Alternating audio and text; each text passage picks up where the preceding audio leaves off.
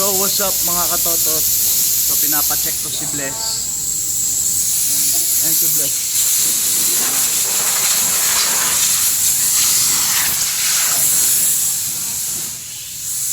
Pinapacheck ko si Bless. So yun, kulang na siya ng brake fluid. Halos wala na rin coolant. So papalagyan ko na rin, papa-change oil ko na rin siya.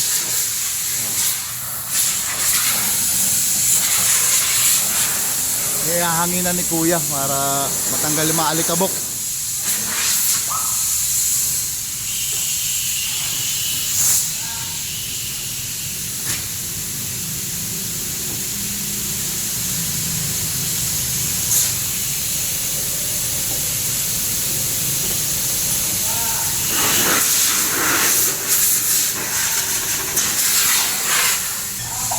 So yun guys, kailangan lagyan ng coolant, halos wala nang laman.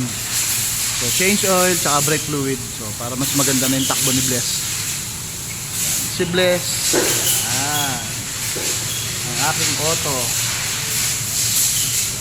Yan ang sasakyan ni Yesha.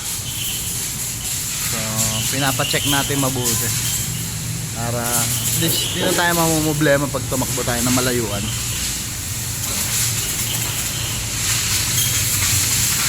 Yan si Bless. Ayan guys. Wait lang ha. So yun, tapusin na natin tong video natin. So marami pa akong gagawin din sa loob ng kotse. Peace out.